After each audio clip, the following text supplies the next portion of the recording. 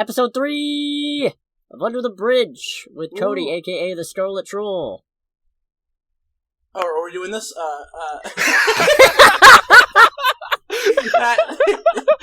The Agent Duckman, aka Nick. And I am the average Greg, aka Greg. I think I might just drop it and just stick with Greg at this point, because I don't want to give my other... I don't feel like I want to give my other handle on YouTube, because I've just talked about some random crap on the internet with that handle, so... Yeah, alright. Episode 3, and anybody who's still paying any attention to my channel knows that's about the limit of what I've historically hit for videos that take more than 10 minutes. Oh boy. So good sign. So you've already beaten Valve. Wow. Wow. That was a good terrible point. joke. Holy shit. But Thank I you. like it. Thank you. I like it a lot. Never tell me that joke again. Technically, they already made Half-Life 3 if you count Half-Life Alyx. Yeah, Alex ain't 3. So, anyways. It's 2.5. I'm sorry. It's another week of stuff. More things Of happen. stuff. There's a movie review for a movie that only I have seen. It's gonna be great. Yay. pitching Maybe the you'll movie. want to see it too. I wanted to see it, but, life happened. Okay? Unfortunate. I'll see the next one. Life is the worst. I still don't know what the next one's gonna be. We'll get to it. Live So- discussion about the movies on when we get there. But let me go to the script. Well, not the script. The idea of what we're talking about. Well, we're gonna start with just random miscellaneous stuff. Empire Magazine has confirmed the Illuminati for Doctor Strange and the Multiverse of Madness. So, when you told me this, it was kind of, I thought you were talking about the actual Illuminati that people believe in, because I didn't know any better. It reminded me a lot of when we met in college and you told me that there was a Black Panther comic book character. I was like, excuse me? And then I had to specify, no, not the political party. No, I was No. just like, oh, okay. Isn't the Illuminati just the Court of Owls? No, so for people who don't know, the Illuminati in Marvel Comics is basically some of the smartest, most influential, quote-unquote, good guys in the Marvel Universe deciding they can solve problems preemptively and then never solving problems preemptively. What is it, Strange, Stark, Their original membership in the comics was Strange, Iron Man, Mr. Fantastic, Black Bolt, Namor, and Professor X. They offered Black Panther membership, and he was like, "This idea is stupid. Y'all are stupid for thinking this is gonna work. I'm out. Peace." It does sound like a very hilariously bad idea, just full of shenanigans. Bro, can we get Namor for, Doctor Strange 2, please? Well, I'm pretty sure that this Illuminati is going to be different. There have been alleged leaks as to who's in it, and I don't know. I don't necessarily know if it's worth discussing, but it does sound like it's going to be different. I am hoping the rumors that they got Tom Cruise to play a variant of Iron Man are true, though, because that's just hilarious. Tiny Iron Man. I mean, Robert Downey Jr. is not exactly a skyscraper either. You know how many tricks they had to do to get him to not look shorter than everybody else? I think he's shorter than Scarlett Johansson. Is he really? Actually, I have to check. But while I'm checking on this, the joke is Tom Cruise was once in consideration for Iron Man way back when. So that would be why they would get him. That would be interesting. Tony Stark is enough of a nutter that I could see right, in another Tom world. Cruise doing it. In another world. Honestly, I could see Nick Cage doing it now. Well, we almost got him as Superman at one point, so sky's the limit. No, we did get him a Superman. And We did. Never mind, I was dead wrong. Robert Downey Jr. is apparently 5 inches taller. Oh, okay. So, yeah, he's not a man. But he's 5'8", which I'm 5'0", so he's taller than me. But okay, 5'8", he's not a manlet. He's just a short man. He's just a short man. Sorry, Cody, but you kind of entered the manlet territory. I hate you. That is the new term. So, the Illuminati being in Doctor Strange 2 is one of those things where, especially after the second trailer with Patrick Stewart as totally not Professor X, you guys, I think a lot of people kind of saw it coming, but it's still nice to have that confirmation. Yeah. Okay. I'm looking forward to this. I'm just gonna watch the movie and probably enjoy it. Yeah. Yeah. It's one of those things where I know that I guess the Illuminati is like kind of noteworthy, but I don't know enough about what they do in the comics to have a strong reaction in either direction. They mostly just show up to be like, we should do something about this crisis, but we have differing opinions. I say it sounds like the kind of group where they show up, try to help, and make it worse. Yeah, no, historically their track record is terrible. Like, just the absolute worst. Which means it's great for fodder and plot development. And especially because around the time they were introduced was right around when Civil War started and half the members turned into actual fascists. Chief, that's a bad time to start a It wasn't even their date, like, in-universe, it was like, yeah, we've been around since, like, the Kree-Skrull War or whatever, but that was when they started publishing them, so they were created around the Civil War era, and it's like, yeah, no, that's not a good look for half of y'all. Anyways, I think the funniest thing is that not quite, I have one more funny fact. Go for it. Norman Osborn assembled his own version of the Illuminati at one point called the Cabal, and aside from including a bunch of supervillains, Namor was also on it as well. And in his own words, he could not see the difference between the two groups. Nice. Yeah. I love Namor. I actually legitimately like Namor as a character. I really hope that they introduce him at some point. I do like that there's that one asshole that really only Captain America can tolerate, and even then, not really, and only because they punch Nazis together. Canonically did. Canonically, yeah. Like, it's basically Namor's saving grace. It's like, Namor the Submariner. He's a jerk, but he's better than Nazis. he was Marvel Comics' first antihero. Yeah. We now know that Mark Waid's Irredeemable and Incorruptible are being adapted as Netflix features. For those What is that? What is that? Yeah. Incorruptible. I hope I'm not mixing these titles up. Incorruptible is a story about a Superman-esque hero called the Plutonian getting corrupted and going on a rampage. And Irredeemable is about a supervillain named... I forget his name now. I haven't actually read either of them, I just read the concept and it sounded intriguing. But it's basically... It sounds like Megamind. It sounds a bit like Megamind, except a little more serious. Max Damage is the supervillain's name. Max Damage! It's the best name ever! I do like it. Oof. Yeah, I was gonna say, it's like they take themselves a little more seriously. Also, his name is Max Damage. I mean, it's a little less cartoonish, is the best way to put it, I guess.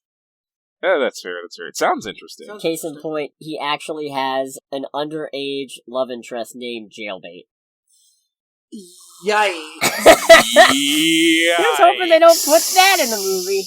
Yeah. No, they're gonna name it Jailbait, but she's gonna strictly say that she just graduated from college. Oh, so they're gonna pull the whole, she looks like she's 12, but actually she's 1,000 years old. She's an attorney Yali, she's a Wally. That's arguably worse. It is. No, there's no arguably about it. I'm just saying. Yeah. You remember, this fascinates me because I feel like it being a Netflix feature would have been huge 6 years ago. Oh, absolutely. Like, do you remember when, Netflix is making this was a big deal and it was like prestige television? And now it's just like, I can't wait for it to be canceled. After like a season of maybe two. Yeah. I'm not quite to that point with Netflix myself, but granted, I don't really watch, like, on my way to watch a lot of Netflix's, like, original stuff. Especially, honestly, a good part of that is when Marvel stopped doing Netflix stuff with Netflix, although I kind of understand the reasons for that, I suppose. I've just used Netflix as just another, like, okay, what can I watch? But I'm literally too lazy to choose any of the other streaming services I have on my Xbox. Netflix sucks. Moving on. It's definitely a shadow of its former self. I will definitely agree to that. Still, it is nice to hear about stuff that I haven't heard about. Getting things that give them more attention, because now I actually want to check these out and see what they're like, and then see if I have opinions on it getting made into a Netflix movie. I say, these are DC IPs, I take it? No, I think they're... Actually, maybe they are. Let me double check. Are they Image? Or Vertigo? Sorry. No, Max Image. Max Damage sounds like a DC supervillain name. Boom Studios. Oh, it's Boom. Okay. I am not familiar with very indie studio, indie comics. Oh, okay.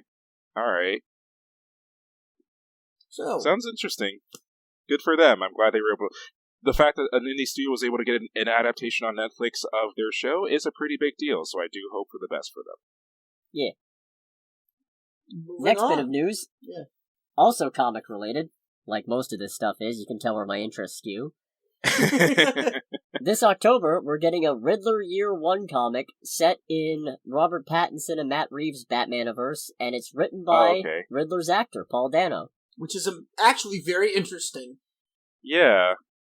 Never heard of an actor, writing comics. Yeah. Well, that's different. Gerard Way is a musician who wrote, comics, so, it's not unheard of, so... Well, okay, in the context of the person playing the character in question, writing and basically that is new, and I'm honestly very curious to see what it'll turn out like. I take it it's going to be a prequel to what happened in the Batman? Presumably, since it's Riddler Year 1, and they have described the Batman as being Year 2, so presumably it's going to be him putting his plan together, or maybe even him, just getting the incentive to do it, seeing Batman. That would actually be interesting, and maybe a little frustrating, because I can see them secretly making it a Batman thing, just framed around Riddler. Considering, what was talked about his past within the movie, I'm very curious to see, if it's, real past, before he went crazy, when he was doing, his, the thing that caused him to go crazy, eventually. I don't know, because they call it Year 1, so that tells me it's going to be in the year that Batman was first operating around. But you never know. You never know. Right. Batman Year 1, it's actually just his baby years. Batman Year 1, it's just nothing but comic panels of Batman just beating on people. Batman, the Terrible Twos. We already got, what's his name? The guy who hates superheroes but still writes comic books. Garth Ennis? I think he's the one who wrote the Baby Batman one-shot for Dark Knight's Death Metal. How the hell does that work? How do you... Because Garth Ennis is edgy. He made some of the most edgy comic books ever made, so... Oh, okay. Yeah, Garth Ennis famously hates superheroes, but he writes the most depraved things ever written by, people ever, crossed, so... Not familiar with that work. I have a feeling I'm probably not missing an awful lot. You do not want to read Crossed. Let's just say that. He's got pretty good Punisher stuff, though, and by pretty good, I mean, if you're gonna... If the deconstructive superhero suck approach is gonna work for anybody... it's the Punisher. It's the Punisher. Yeah, that makes sense. Yeah. But yeah, no, I'm definitely interested to see what they're gonna do with that. Very, very, very interested, actually. I might actually read that. Has Paul Dano had any experience doing comic stuff before, or is this his first time? Not as far as I could tell. Oh, okay. Yeah, I'm curious to see what happens there. It's definitely a sign of goodwill, and probably a sign that he really enjoyed his role, and he's willing to do that, so... Definitely. I'm very, very curious. I don't think this... Yeah, I think you said that, Greg. It's the first time that this has really ever happened, so it's kind of interesting. Yeah. Or at least the first time that I guess any of us are aware of. Good point. Moving on from that, y'all remember Lizard vs. Monkey? No. What context? Godzilla vs. Kong. Oh, okay. Yeah, I know. Yeah. Yeah, I was gonna say, are we talking Yoshi versus Donkey Kong? Yeah, there's a couple of things that could have been, man. Lizard versus Monkey is very, vague. That's fair. The sequel's filming later this year in Australia. Oh, okay. I'm quite pleased. I don't know if this is the Son of Kong movie that was being discussed, or if it's an actual Godzilla Kong sequel. Son of Kong would be awesome. Yeah. I'm just happy the MonsterVerse is continuing, because I was very afraid that once Godzilla vs. Kong was done, that was going to be it, and Toho was just going to go back to doing their own stuff. Give me Jet Jaguar. I don't think we're going to get Jet Jaguar in a Legendary Entertainment one. But you never know. Honestly, I want, now that we've got Godzilla and Kong teaming up, Just get all 4 of them. Godzilla, Kong, Mothra, and Rodan just teaming up. They fight crime. Yeah, crime. Crime! They stop bank robbers. It's like, I stopped bank robbers by burning down the bank. Yeah. Some good old You can't rob the bank carnage. If it's not there. Yeah, inverted carnage. It's like Tap's head, can't steal cars if there's not a car dealership. No, they actually fight white collar crime. They all investigate insurance fraud and stuff. Rodan's got a very impressive pair of accounting glasses. Godzilla walks into a courtroom in a suit and just lays down a giant legal binder. It's like the size. It's like the size of the court, and every word is the size of a building. He walks into the court, Your Honor, if I may, just nukes the entire court. It's Man-Bat as Harley Quinn's lawyer, just shrieking. So, guys, it's Godzilla versus Kong in court. Oh my god. It's a legal courtroom drama. Law and Order, Legendary Monsters Edition. Or Legendary Monsters Unit, or what something are we doing? Those lines. I'd watch it. I would watch it too. Get Detective Benson and Stabler in that. Oh my. Actually, yeah. Thinking of Harley Quinn, moving on to casting. Wait, what? I made the Man-Bat reference. It's not a totally bizarre segue. It's still bizarre, but go on. Moving on to casting news. For Harley Quinn, followed by other stuff. But in Harley Quinn news, Harvey Guillen of... I believe it was What We Do in the Shadows, but I did not take a note. He's Nightwing. He's been cast as Nightwing. Yeah. Nightwing. Yay! Yeah, and can I just say, thank God that we potentially don't have to deal with more Damien. Yeah, it is the TV show What We Do in the Shadows. There we go. Hooray. We're also getting James Gunn playing himself. And that's amazing. I would love to see what they're going to do with that. Yeah. I mean, honestly, for me, and I know I've talked to you about this, Cody, at this point, just more stuff about Harley Quinn Season 3, because I enjoyed that show way more than I thought I would. Yeah, same. I'm just, happy with anything, even with, James Gunn inserting himself and whatnot. You know what's funny? Is Kaylee Cuoco is Harley, and this is the first role she's done where she wasn't Penny on The Big Bang Theory. Is it the first? I don't know if it's the first. It's the first notable one to me. Yeah, that's fair. Oh, okay. Can we get James Gunn? The Big Bang Theory, though. Can we get James Gunn to be the new Stan Lee? Just have him cameo everywhere. I would be down for that. Everything. I would be down for that. It would be even funnier if it was Paul Rudd. That would be the best. Just have Paul Rudd insert himself into everything. That would be funny, but I also feel like, A, it would be really distracting in movies where he's there not as Ant-Man, and B, he doesn't as naturally fit into the DC stuff.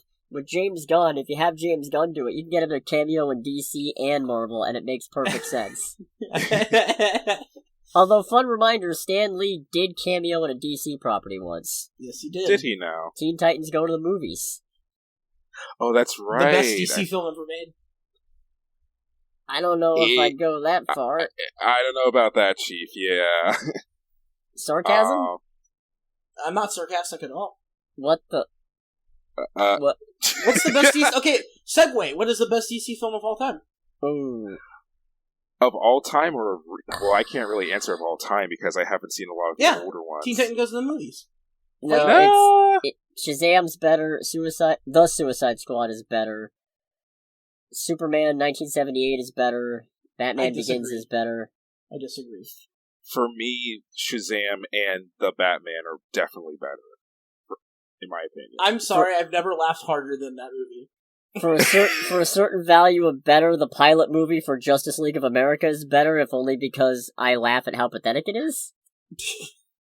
So, granted, I can't really give... I did go and see Teen Titans Go to the Movies in theaters, but it was just one of those things where, outside of... For me, that movie was either, just poor, or there were a couple moments that really got me to just, like, lose it. Chief amongst which being the very end, where Robin basically, like, face plants himself into the camera and goes, "Kids, ask your parents where babies come from," and then the movie ends. I mean, don't get me wrong, I like that movie a lot, which is saying something because I absolutely hate the show. I despise the show with a burning passion. I think most people do.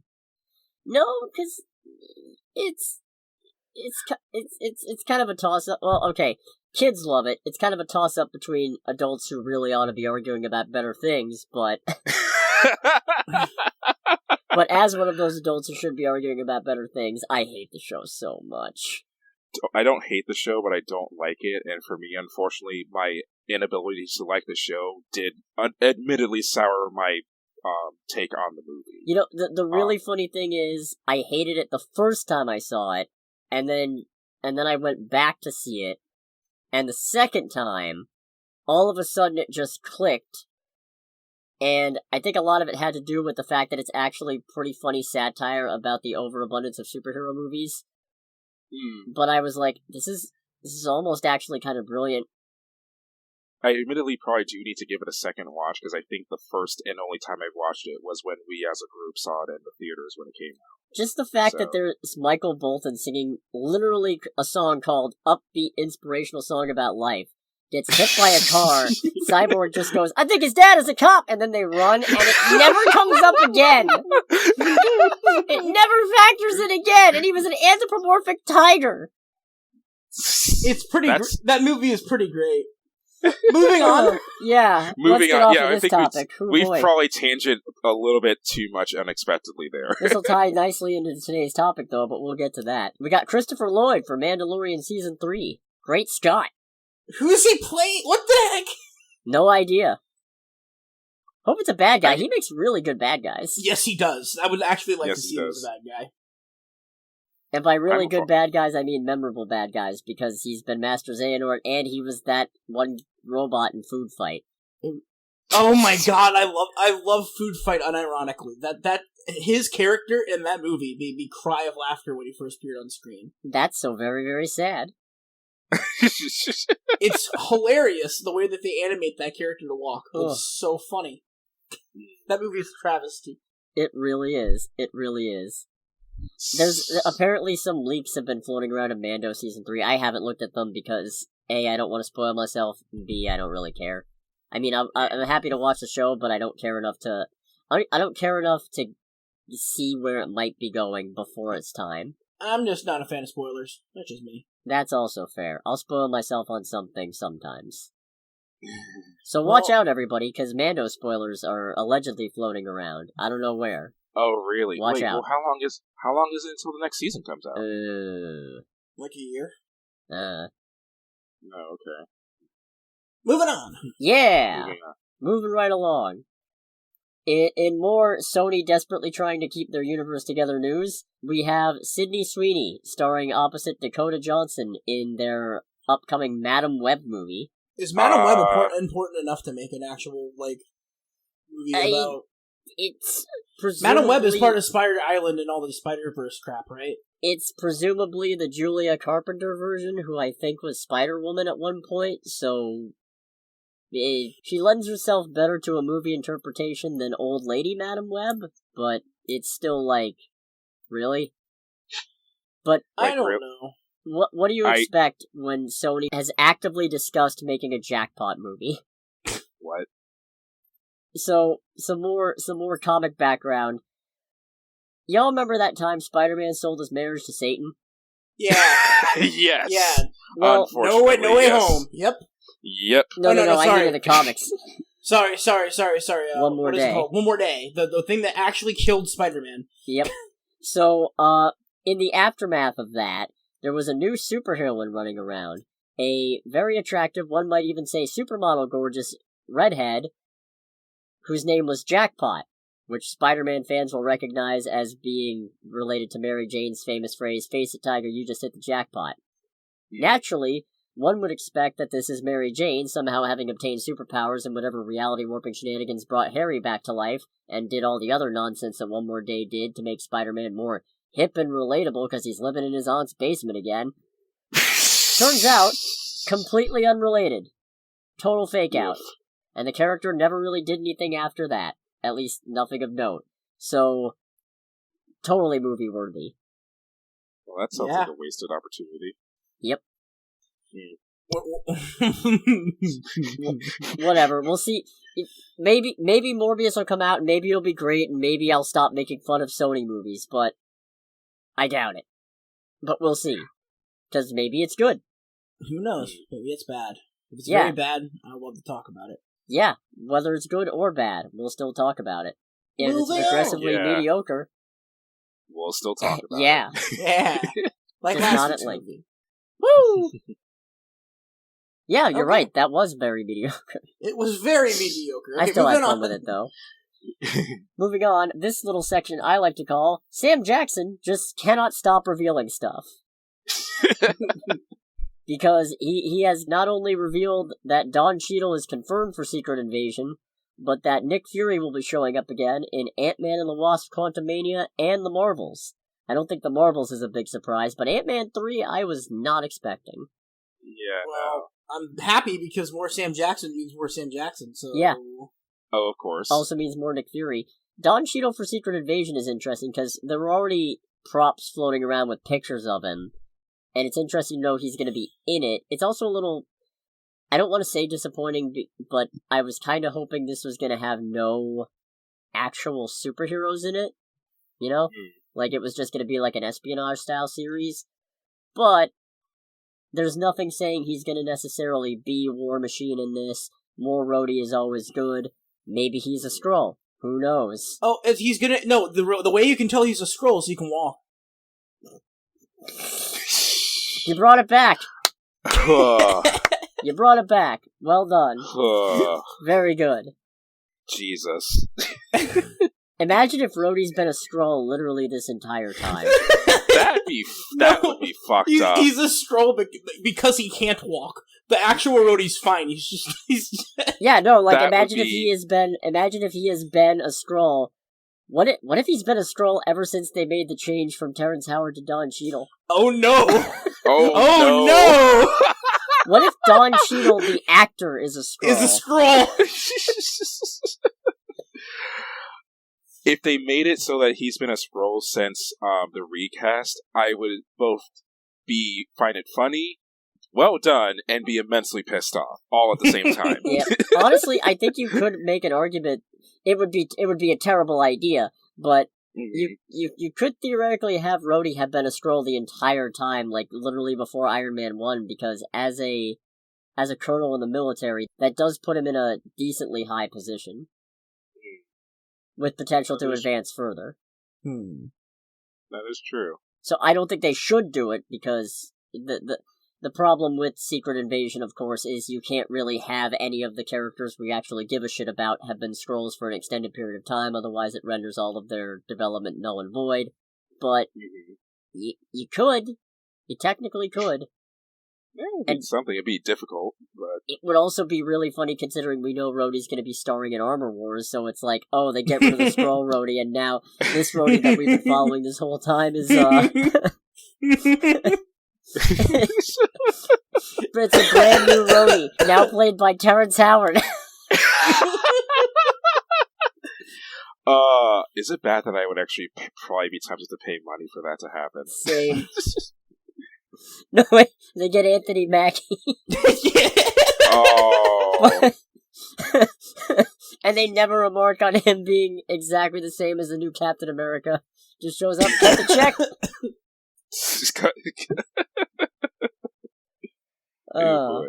So that's fun. And I like that, like, obviously I'm sure Marvel will clear all this stuff with him anyway, but I also like to imagine that Samuel L. Jackson is just blurting this stuff out, because what are they going to do? Send the Marvel snipers after him?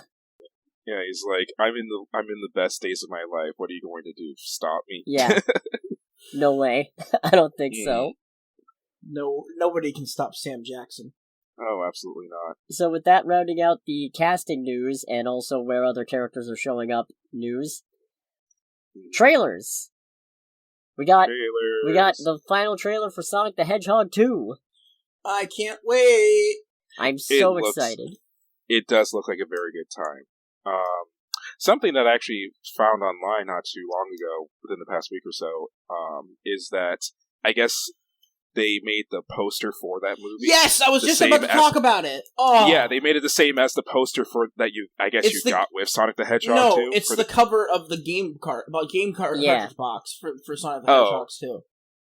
I really like that. That was kind of a thing of like, okay, the people who are making this movie actually care. Also, the tagline for this movie is "Welcome to the Next Level," which is Sega's old tagline. Yeah. I also like that the theatrical posters were changed to include Kika Sumpter and Colleen Shaughnessy after they were left off the first one. I didn't know about that. But... Yeah. No, I thought that was really cool and a very good nod to the source material. They know who their audience is. Yeah. Yeah. And it's also a thing of like, if they're willing to put that in, and it's like a thing of, at very minimum, the people who are making the movie are probably massive Sega nerds themselves, with any hope. This movie needs to end with an after-credits scene of Biggs the Cat fishing, voiced by John DiMaggio. Oh, I don't know about that, but it sets up Sonic Adventure. But I hate Big so much. I hate him so much. But no, I do like the looks of this. Robotnik being directly powered by the emeralds is kinda new, and that's exciting. I like how they're playing Knuckles as just serious and not a total idiot. He's like, unlike Sonic, he don't chuckle. He'd rather flex his muscles. Yeah, nope, you're right. He ain't gonna let it get to him. They better play the fucking the song. They better. If they play the song, I'm gonna die. They kept the snowboarding section from Sonic Adventure. That's just... I love it. I'm so super excited. I'll be there day one. Oh. Please tell me that like they kept some of Knuckles' move, like he can fly horizontally and crap. Like I haven't seen it. They might have kept it, but I don't know. I didn't see any of it. I don't know. You're still hoping. Who do we think is the final bad guy? Is Eggman just gonna build the Death Egg robot, or are we gonna get Metal Sonic? Yo, we should get Metal Sonic, or we should get Shadow. I could see Shadow. Shadow's too on the nose. It's not just that he's too on the nose, it's that when you've already got Knuckles as the serious counterpart rival to Sonic in this movie, Shadow is completely redundant. Well, Shadow is legitimately, like, Robotnik's version of Sonic, so like... He's not, no, he was made, well, I guess a Robotnik, but... But it's, like, it's the way that they have Knuckles, and like you just said, the way that they have Knuckles is playing Shadow in this movie. Yeah. Like, Metal Sonic is probably the best way to go If we get Shadow, it's gonna be in a third movie, while after Knuckles credits scene. Oh, you might be right, and I don't know how to feel. I was gonna say, like, watch them, like, drop hints about Shadow, like, as, like, the sequel bait for the movie. Yeah, that would just be Sonic Adventure. The funny thing is, with how Robotnik operates and how he seems to prefer machines, you'd think he would go Sonic, Shadow, Metal Sonic, assuming you had him create Shadow in the movie, since typically that's his grandfather who made it in the, most other things. Mm-hmm. But you'd think it would go Sonic, Clone Sonic, Robot Sonic. Ah, yes, why did I think of that? That's much better. I don't know. We'll find out, I guess. Do you think they'll throw in any other characters? Like, I know we got Tails, we got Knuckles, we got Sonic. Do you think we're gonna get anybody else? No, I don't think so. Amy? I feel like Amy's another for the third movie, potentially. Because I think the idea is, the first movie was, yes, Sonic is this strange, unique creature. Sonic 2 is gonna be, no, there's more funny animals running around with weird powers, and that just opens the door to have all kinds of weird stuff in the third one, but I think they're gonna keep it on Sonic, Tails, and Knuckles for this third one. Yeah. Because the upside of, if we assume that Robotnik makes Metal Sonic in this movie, the upside of Metal Sonic is that Metal Sonic is barely a character. He is... Good point. He is just Robo-Sonic who is threatening because he is Robo-Sonic. Except in Heroes. But Sonic we're probably not getting Heroes. I would die for Sonic Heroes, man. That would be such an overcrowded... When are we getting the Chaotix? Yo, we gotta get to Chaotix because that's gonna be the spin-off movie with Knuckles. Ooh, They're doing a Knuckles series, guys. They're doing a Knuckles series. They can introduce Chaotix there. If the Knuckles series is secretly Knuckles Chaotix, I'm gonna lose my goddamn mind. Oh, that would be so freaking cool. I would be so happy. Oh, dude, what if this starts like... Oh, I'm sorry I'm gonna fanboy here for a minute, but I want a Sega cinematic universe. They're already setting it up with Sonic. I want to get Knights. I want to get a Crazy Taxi movie. I want to get a Jet Set Radio movie. Space Channel 5. Space Channel 5. We can get a Monkey Ball movie. Ooh. Samba de Amigo. Samba de Amigo. Yes. That's their Coco. That is the Sega. Billy Hatcher. Billy Hatcher. Oh, dude. I'm Cody.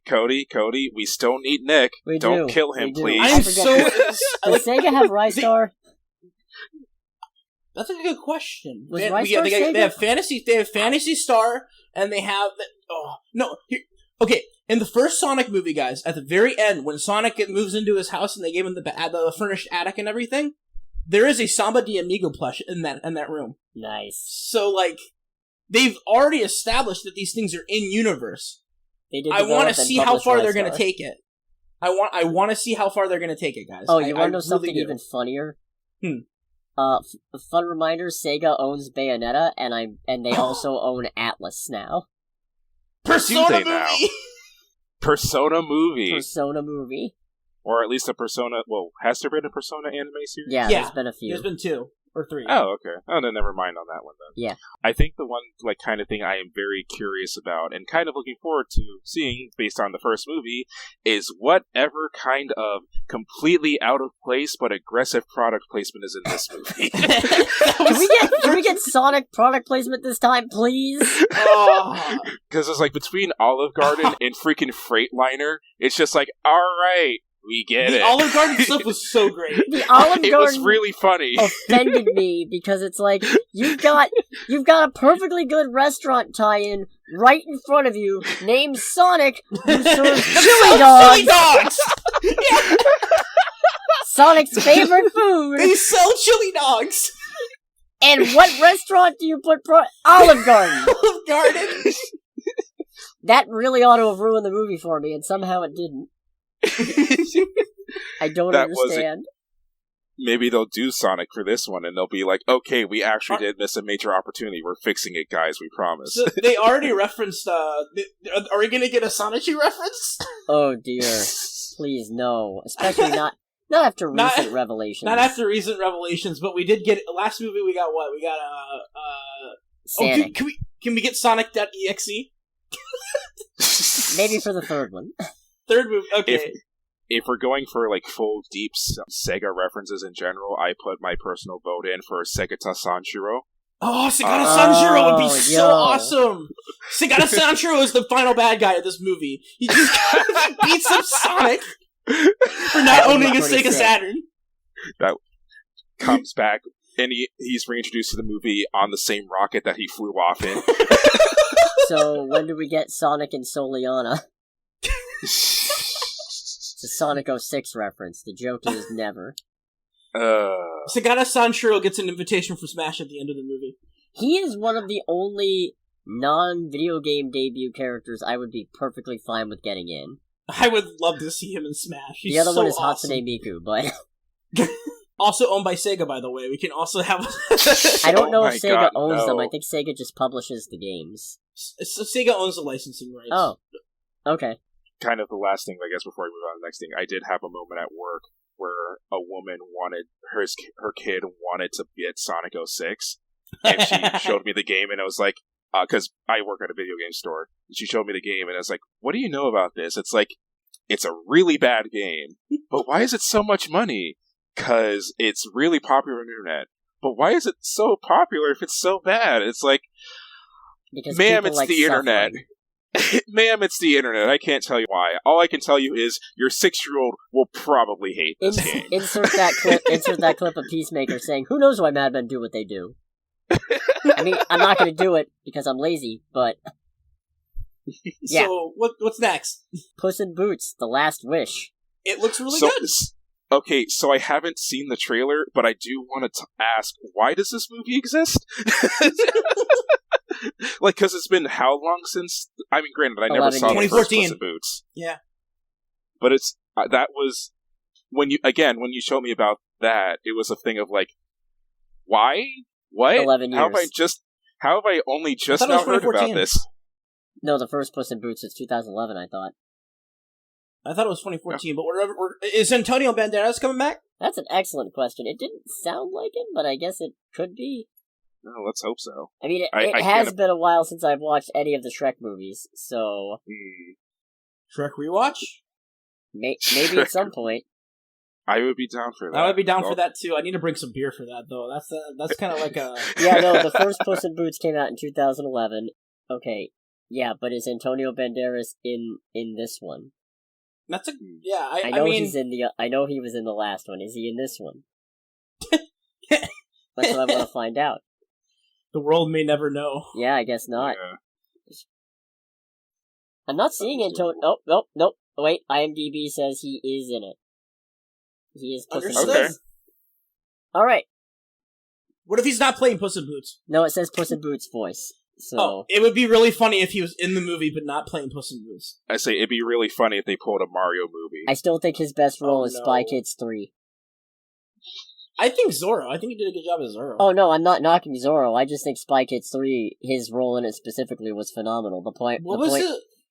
He's the dad. He's the dad spy, and yes! I just love when he's experimenting with that brain, and he's like, "This is absolutely crucial for the development of our society or scientific breakthroughs or something. No one must disturb me at this moment. Sir, your children need you." Immediately upends his own desk. Like there was not even a reason. You could have just set it down, my dude. Instead, he destroys all of his work. It's like, I must go. My children need It was so good. Okay, moving on. Yeah, last trailer that I think is worth talking about. Miss Marvel. I'm gonna watch it. Yeah, you should. It's good. They also confirmed the release date is June 8th, and it's funny because that trailer released before I got last week's episode up, so... we're so good, we're reporting the news retroactively. Heck yeah. Yeah. I think it looks neat. I haven't seen the trailer yet, but I'm going to watch it because I love Kamala. Kamala, apparently. Kamala, well... No, they make a point of it. One of them's the vice president, one of them is Stretch Girl. Yeah. Isn't Stretch Girl. Oh no, I'm just bringing it up. I'm just bringing it up because they make a point of it in the trailer where a girl calls her Kamala and then she corrects her, so... Probably to make a Kamala Harris joke. Maybe, I don't know. On. Or maybe it's the pronunciation that we should have been doing all along. I don't know. I don't know either. I will say, they did confirm power change. She's got energy constructs. Which I think is super stupid, because, like, I know why they're doing it, but it's stupid. They're doing it to make it more in line, make her powers more in line with Echo and Captain Marvel for the... Is it Spectra? Spectrum, Photon, Captain Marvel, take your pick. Whatever. Monica Rambeau's had a lot of aliases. Regardless, they're making her more in line with those two characters. I just wish they'd say why they're doing it, because they've been really mum on it. It's very dumb. It's a very dumb change, and it's a major change of a character for no reason at all. Yeah, I mean, I wouldn't assume no reason, but it's very frustrating that, like, they didn't say anything. I understand not saying anything before the trailer released, but now that the trailer's released, it's like, at least clue us in as to why, so we can gauge what this was. Well, here's the thing, though.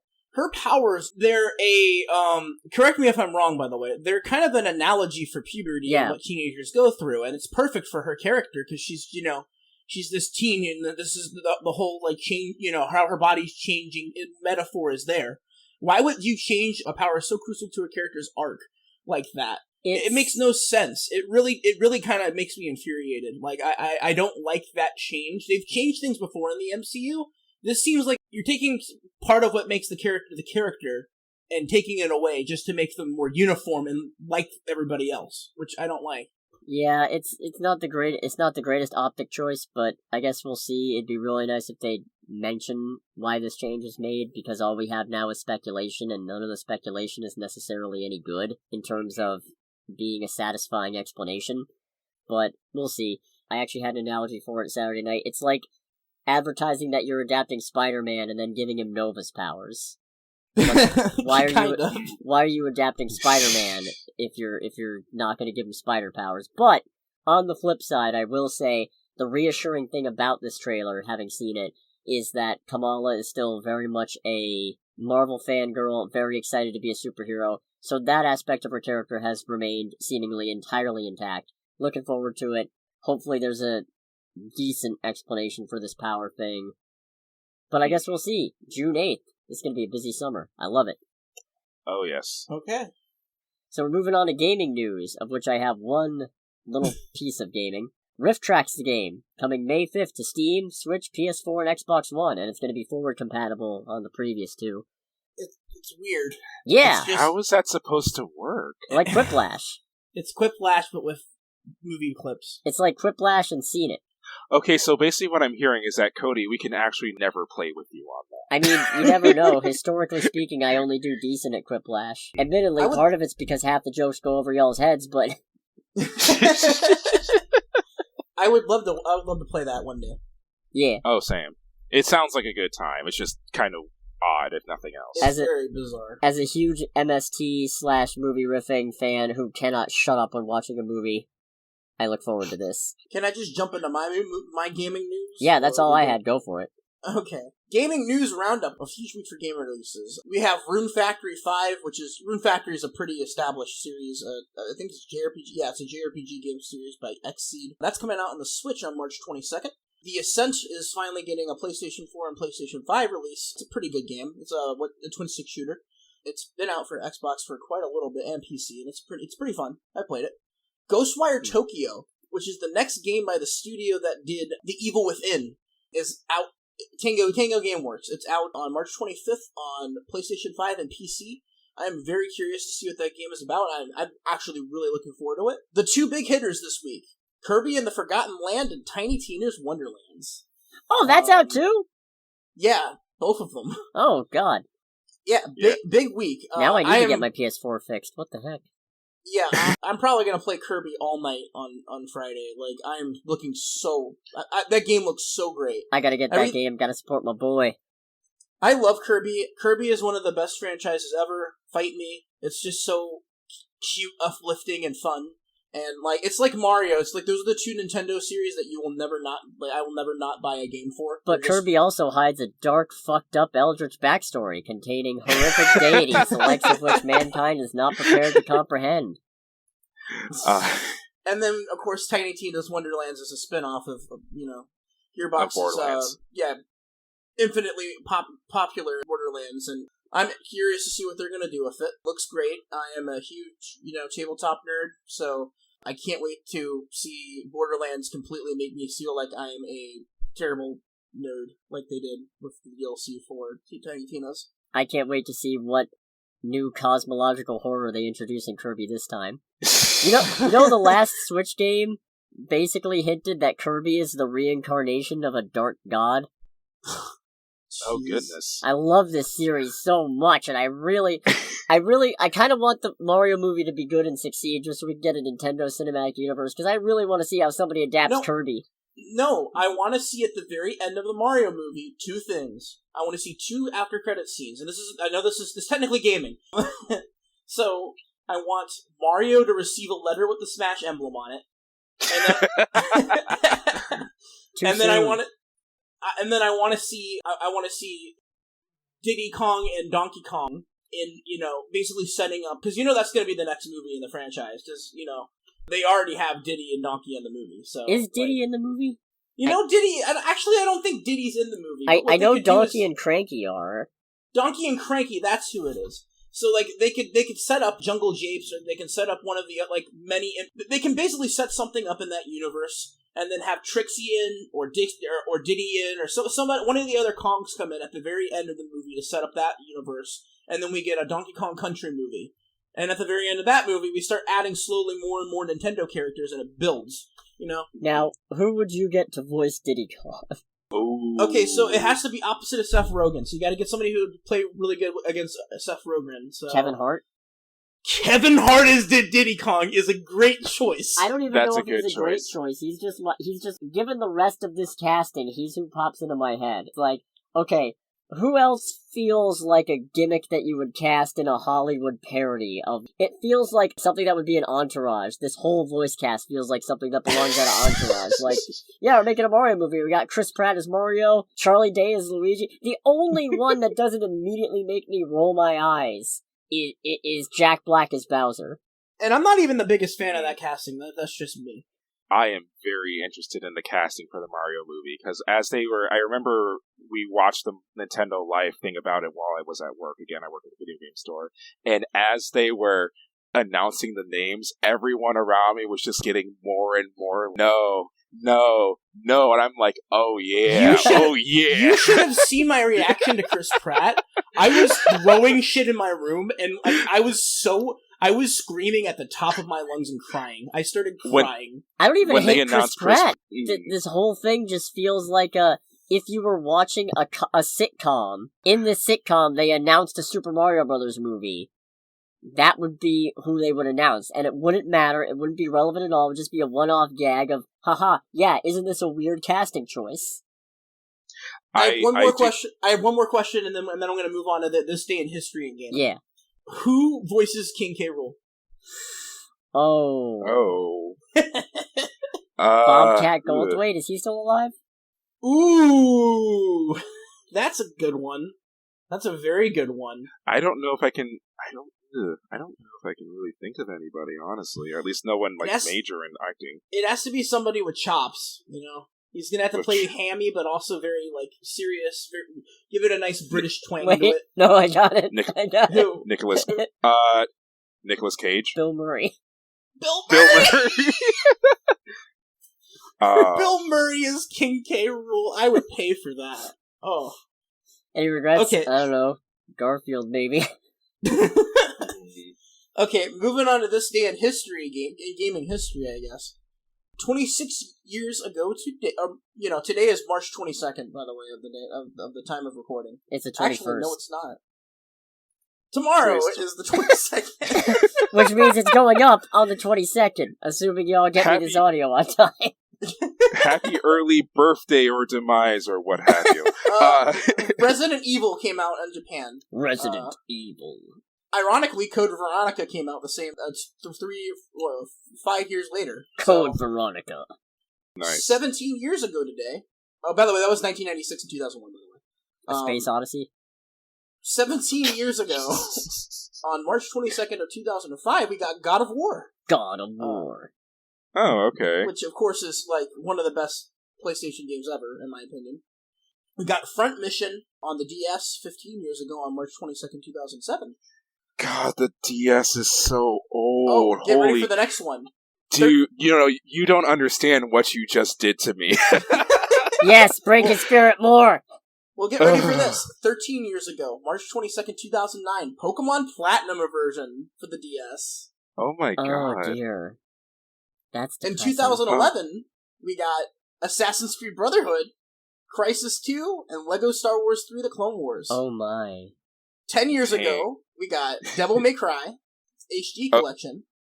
I was gonna say, what? It's no way Devil May Cry was 10 years old. You get out of here with that BS. You don't get to tell me how old Platinum is and then spring that on me. Kid Icarus Uprising in Japan. And then, what is that? Oh, that's the PSP port of Yakuza, sorry. Oh, okay. Because it's really... I'm just imagining it's just floating in your room, next to your head. What is that? Oh, it's a PSP port of Yakuza. As it does. As it does. 9 years ago, in 2013, we got Resident Evil 6. 6 years ago, we got Bully. Okay. For the PS4. Oh my god.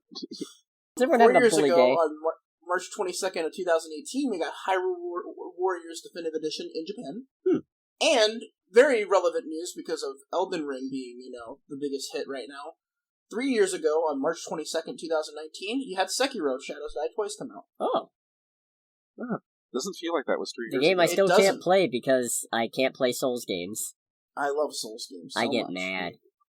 The only Soul game I've played is Star Wars Fallen Order, which I believe, in a sense, counts as a Souls game based on how the gameplay works, as I understand it. I guess it's Souls-like, but it's definitely not a Souls game.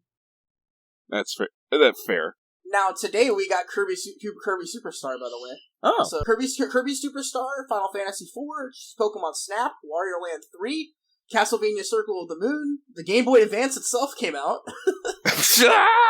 In Japan. Oh, okay. Somehow that helps. I don't know why. 15 years ago, we got Castlevania Symphony of the Night on the 360. Die, monster! You don't belong in this world! That's the right guy, right? That's Richter. I think, yeah, it is Richter. Yeah. A lot of good games came out. A lot of good games today. Yeah. Okay. Moving on. Yeah. I think we're gonna do the movie review first, A, because I'm the only one who's seen it, and B, because I think it's easier to do the review and then lead into the topic, rather than the other way around. So, do the review. Yeah. The movie this week is X, an A24 production directed by Ty West, and starring Mia Goth, Jenna Ortega, Martin Henderson, Brittany Snow, Owen Campbell, Stephen Irwin?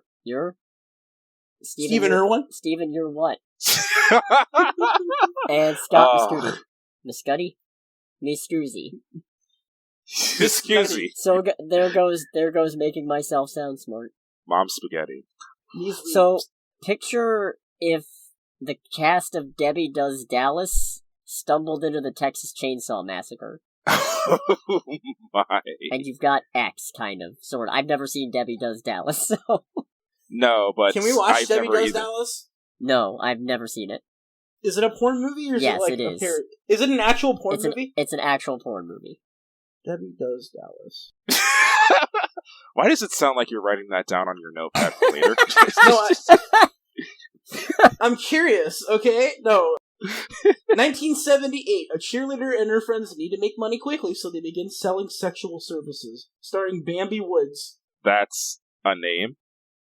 Yeah. Okay. I mean, admittedly, the movie they're making is not Debbie Does Dallas, or even necessarily like Debbie Does Dallas, but it's basically a group of people making a porn. They rent out a side unit from an old couple. Okay, so this is an actual, like, I was getting ready to say, it's like, well, to be fair, a late 70s porno inside of Texas Chainsaw Massacre does sound very A24, and it's like, oh no, this is actually the movie. No, it's people making a porno end up in a horror movie. But the horror movie is not a movie, the horror movie is their real life and death. Okay. Point is, I liked it a lot, and that's as somebody for whom movies with a lot of sexual content tend to weird me out. It's really weird to watch for me, especially in a movie theater. And it gets, I don't know, but I like this movie a lot. It's in a weird spot where it raises some interesting questions about age and sexuality that I'm not sure if it didn't answer or if it did answer and I'm just too dumb of a viewer to get it. But the questions were interesting. Okay. Fun fact about Debbie Does Dallas. Oh boy. Oh my god. The Dallas Cowboys apparently sued the movie because they used the cheerleader uniform from the Dallas Cowboys without permission. Great. Oh, nice. Gotta love that old copyright trademark protection or whatever it is. Also, the actual directors forgot to copyright the film, so it's in the public domain. Yeah. Oh, wasn't there like a George Romero film that has that as well? That has that accolade? Probably. I'm pretty sure there is. I just can't remember what it's called. But it's basically like as they were making the movie and as they were finishing like putting it together, they forgot to copyright it, so they made like no money on it. But yeah, so one of the things, getting back to X, the movie that started this. X is gonna give it to you. X is shut the hell up. Just as funny as it was last week. Just as funny. Thank you, Nick. You made my joke work a lot better. I love it. Cross-week joke continuity. Yeah. Now you have to go back and watch episode 2. Just for this to make sense. Because it's not funny without it. Yeah! It's not funny in general. Let's move on. Alright! So, one thing I actually do really like about this is it actually paints the idea of the movie's killers being a couple of old people with relative realism. The only reason they're able to get as many kills as they are is because they have the element of surprise. Oh. Yeah. Okay. Yeah. No. I need to start saying spoilers before I start getting into stuff. So, but, you know what, I'm just gonna put a timestamp on it that says spoilers, and I'm gonna put in the description there's spoilers right at the start of the review. So, there's a whole bit where part of the reason... So, basically, what sets off the couple is the only...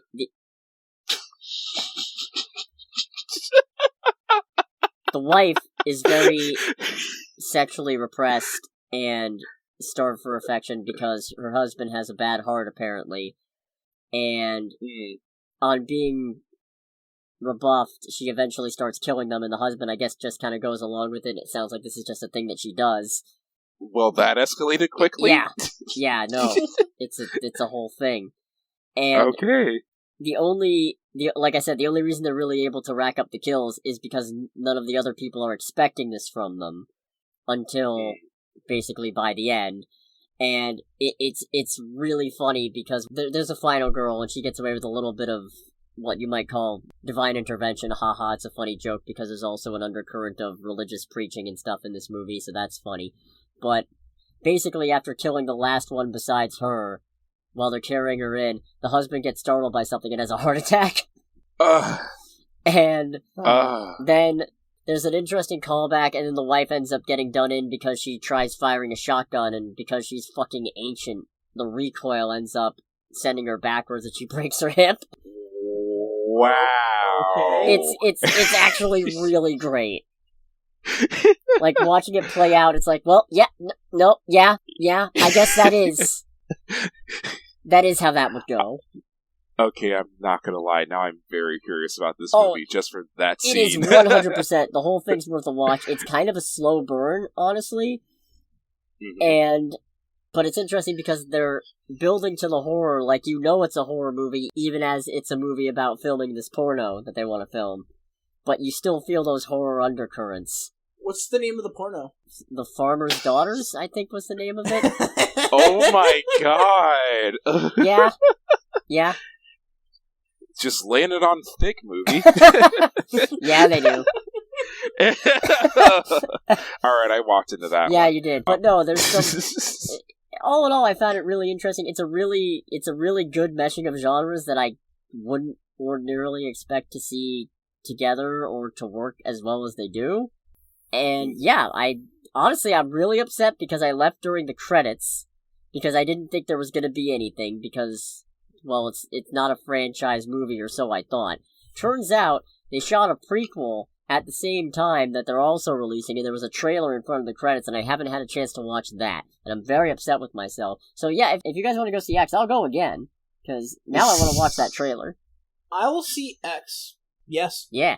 Also interesting, okay. the main actress and / the final girl, she also plays the elderly wife under a shit ton of makeup and what have you. No kidding. Interesting. And she's also going to be playing the wife as her younger self in this prequel. So, that's interesting. Oh, okay.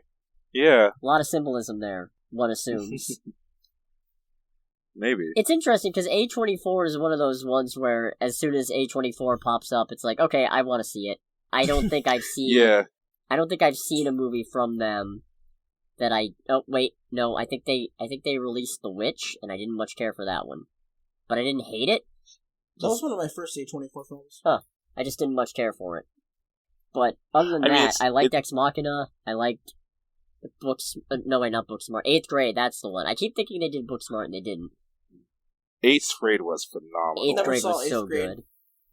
8th Grade is a very good movie. And Bo Burnham's directorial debut. Yes. Didn't they bankroll mid-90s? They did! Mid-90s is so good. That movie is so freaking good. I love that movie so much. Jonah Hill should direct more movies. Really? He really should. Like, that movie was excellent, and it really encapsulated the skateboarding culture of that time, even though I didn't grow up in that time.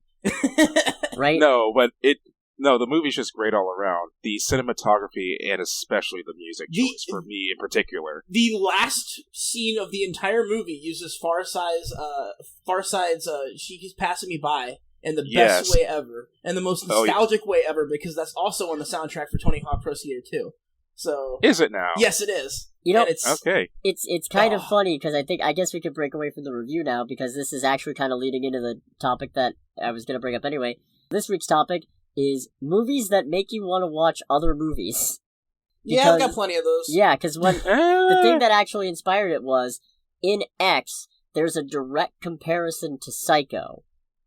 Basically what happens is, the cameraman/director's girlfriend who was assisting him on filming decides that she wants to be in the movie after hearing all this talk about how liberating working on it is and what have you.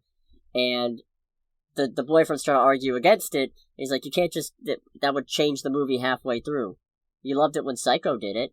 Yeah, well, that was Psycho. And then I was thinking, is this movie comparing itself to Psycho? I guess kind of, because it takes like an hour in for the killing to start in this hour 40-minute movie. So I'm like, wait, is this a direct Psycho comparison? Now I have to rewatch Psycho, and I haven't had the chance yet, but I'm probably gonna on my weekend, because now I watch Psycho with you? Yeah, alright. I've never seen Psycho. Gonna have to figure out how, because I have it on DVD. I can just come over to your house, man. You could. I think I have a disc drive on this. I could also stream it, I guess. I mean, either that, I can stream it myself. Yeah. Because it's probably in Criterion, and if it isn't, I can find it on another service. Yeah, whatever's easier. Or I can literally just come over to your house and watch it. Whatever works, we'll figure it out. Anyways, point is, watching this movie made me want to watch Psycho, and I can't tell if it's a violation of the don't mention a better movie than your movie, because I'm not saying... Obviously, Psycho is legendary for a number of reasons, mostly being that huge marketing swerve, which X absolutely does not have. They were very upfront about what this movie was. But I feel like I get similar levels of enjoyment. So I guess I gotta rewatch Psycho and find out. So yeah, what do you guys think? Any movies that make you want to watch other movies? It's interesting for me because I've never... With like two exceptions, one being I feel like completely out of whack connection, and one being one that makes a lot more sense, a different one that makes a lot more sense. I never really thought about movies that way. Usually for me, what happens more often is that my brain does pick up on the whole thing of why are they referencing a different or better movie in this movie, and that ends up being a distraction. The only movies that I've can like think of off the top of my head were when we watched Us in theaters, the NWA scene made me want to go rewatch Straight Outta Compton, which is an excellent movie, by the way, if you're into classic hip-hop, especially classic West Coast hip-hop. And watching Ford versus Ferrari made me want to rewatch, even though I can't really figure out how to watch it again, a movie made in the early 70s called Le Mans. It's a Steve McQueen movie. And it effectively only existed as an excuse for Steve McQueen to go sports car racing.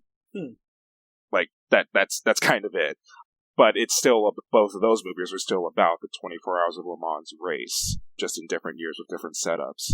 And then with Us, which is a exceptional thriller horror movie, having both the most annoying and best use of NWA I've ever seen in a movie.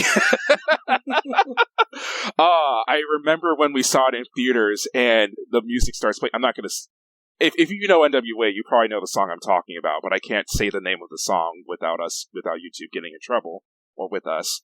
Oh, no, it's fine. We're past the first 3 minutes. Oh, okay. It's Fuck the Police. It's Fuck the Police. And I remember leaning over to you and going, I freaking hate this. And you just saying, wait for it. And then you see the dead parents of the other family and the kids come across them. And you just hear the part of the song where it goes, Easy Wee, would you please get on the stand and tell everybody about this fucked up situation? It's just like, I'm so mad, but that's so good. That whole thing was great. I don't know what you're talking about. I have a topic for next week, for sure. What? I have a topic for next week now. Nice. No, I have a topic for next week. We'll talk about it next week. No, that's the one where it's like those are two completely opposite movies. So for me, the best thing, obviously a remake and the original, you kind of want to watch the original or the remake to see how it stands up. I remember watching Charlie and the Chocolate Factory and having such a bad taste in my mouth that I went to go watch the original Willy Wonka right after. Yeah. Just because I needed to get something that wasn't terrible in my mouth. Ugh, that movie's so bad. Sounds like you bit on some bitter chocolate there. Shut up. You.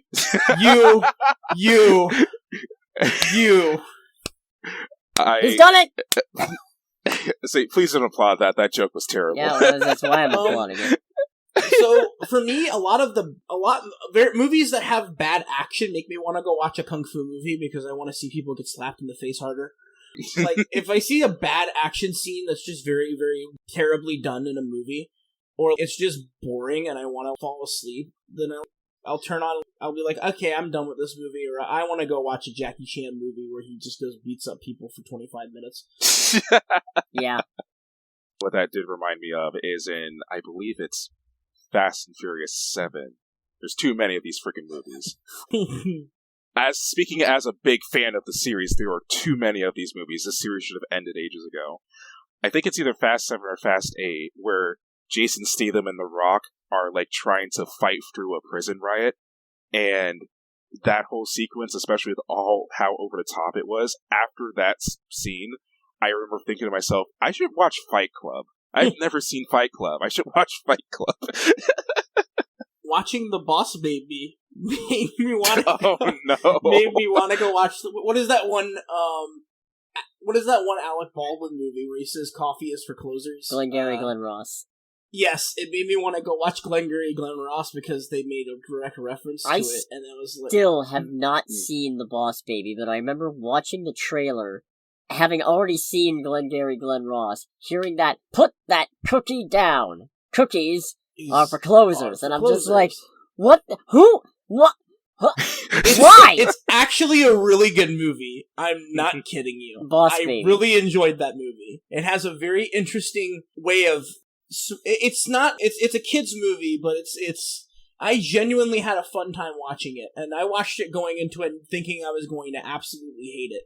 It has a very unique blending of animation styles as well. It's very good. Do you know the really messed up thing? I still have not seen the first Boss Baby, but I saw the sequel. You saw the sequel? I saw the sequel, and for the life of me, I don't remember why. When did it come out? Let me look this up. See, was this during the period where you're trying to see like as many movies as possible every week? It might have been when I was trying to do the MMAs. Let me double check, because now I don't remember talking about it. I don't remember speaking about it. Why did you watch the second Boss Baby movie? That's why. It came out July 1st, and I think the last one I did was for June. My dude, I am sorry. It was when I was making adding the July Boss one Baby that I never actually made, because I was I'm adding the Boss Baby to my list once we're done. Oh dear. This is gonna be great. This is gonna be something. You know what it was? I tried watching the first Boss Baby. I tried watching it before I saw the sequel, so I'd have an idea of what I was in for. And I could not find it anywhere that didn't require me to pay extra money for it. And God help me, I was not paying money to rent the Boss Baby. I didn't even pay money to see the Boss Baby. What other movies made me want to watch another movie? All of them are bad movies that are like, this movie's terrible, I want to watch a good movie. Yeah, I feel like in general, a lot of bad movies give me that sense of I would rather watch almost anything else. Mm-hmm. I mean, I kind of want to watch The Last Starfighter again after watching that one movie from last week that I've already forgotten the name of. Mary and the Witch's Flower? No, not... No. Project. Oh, The Atom Project, that's it. The Atom Project. Yeah. Not our movie night. Okay. Well, we have a weekly movie night that we do. Mm. For those initiated. I will say I've been listening to more Boston since that movie came, since we saw The Atom Project. Okay, that's a lot more. Okay, that's different. Well, they got that one song in it, Floor Player. It's been such a long time. I was to say, that's another thing, and I could probably go over to maybe be a tangent for next week's topic, potentially. Maybe? I don't know. Because I could definitely talk about, like, movies that have gotten me to listen to more varieties of music. I could talk about that forever. Yeah. But, I guess the biggest one is any DC movie makes me instantly want to go watch the better DC movie. Yeah. Teen Titans, go to the movie! See, for me... I don't know, because, like, I don't...